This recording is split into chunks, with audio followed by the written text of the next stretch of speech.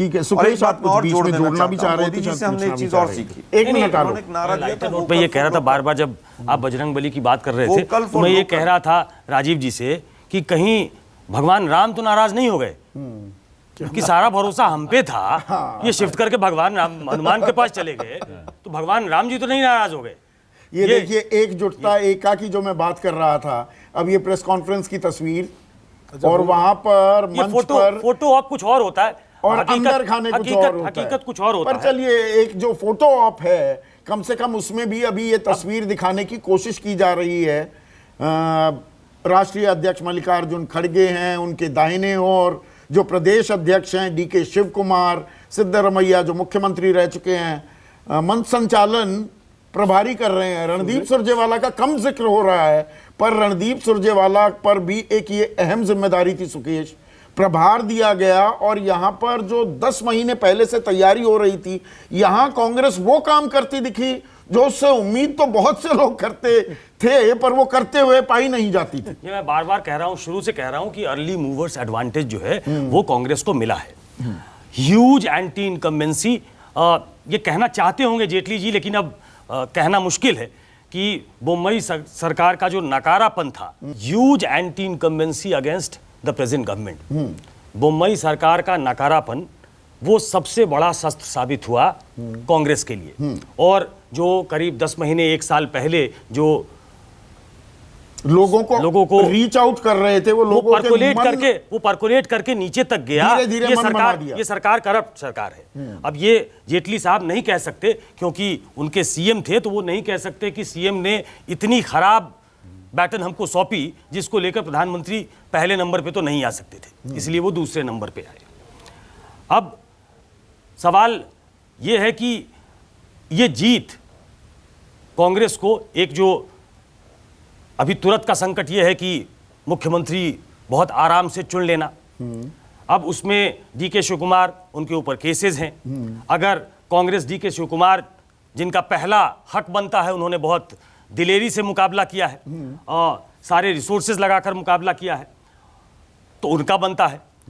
एक वोकलिगा समाज में पैठ लगाने की भी बात है, ताकि जेडीएस पर तो अस्तित्व का खतरा है। बिल्कुल, तो वो वोट बैंक तैयार है आपके लिए। वो नेचुरल वोट बैंक जो है वो उनकी तरफ आ सकता है, जो कि 2019 के चुनाव में जेडीएस डेसिमेट हो गई और सारा वोट शिफ्ट हो गया बीजेपी में। तो ये कैच 22 है कि क्या डीके शिव कुमार मानेंगे।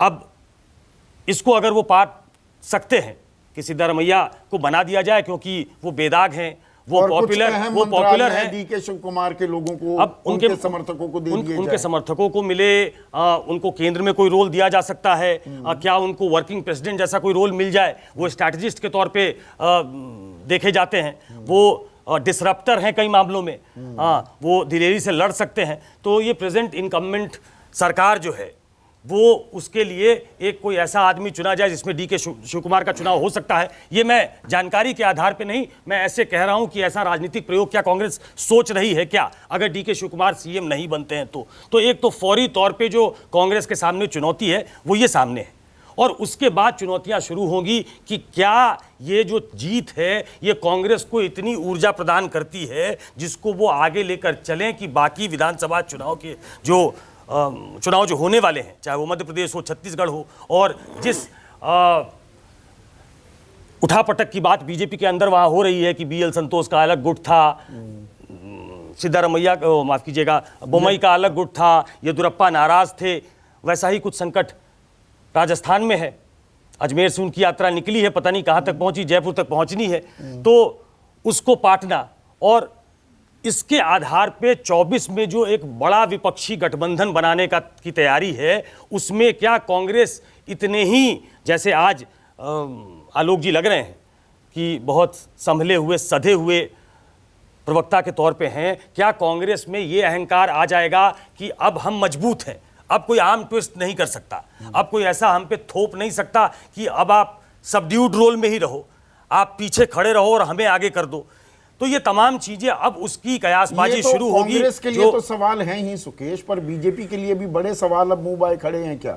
जो कर्नाटक में हुआ, जो अंतरकलह, जो आपसी 36 का जो आंकड़ा दिखा, और केंद्र शीर्ष नेतृत्व और स्थानीय नेतृत्व में कोई तालमेल दिखा ही नहीं, ये समस्या आने वाले 3 राज्यों में, तेलंगाना को अभी छोड़ रहा हूं, राजस्थान में अगर अशोक गहलोत और सचिन पायलट की नहीं बन रही तो बीजेपी की गत भी कोई अच्छी नहीं है। नहीं, ज्यादा गुट है वहां, ज्यादा गुट है। मध्य प्रदेश में भी शिवराज सिंह चौहान के खिलाफ एक नाराजगी का एहसास बोध बढ़ता जा रहा है। और रमन सिंह तो छत्तीसगढ़ में वो लगता है घर में बैठ गए।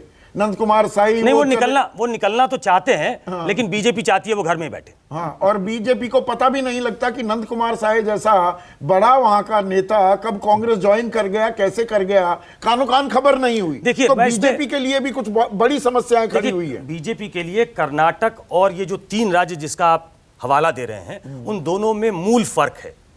मैं समझता हूं कि ये जो सेकेंड रंग लीडरशिप है, या जो नरेंद्र मोदी अमित शाह डुओ की जो बीजेपी है, उन्होंने इन तीनों राज्यों में, उनके प्रदेश अध्यक्ष देखे, संगठन मंत्री देखे, वहां की टीम देखे, उन तीनों राज्यों में अपने पसंद के लोग रखे हैं, उनकी चॉइसेस हैं। कर्नाटक में ये नहीं था।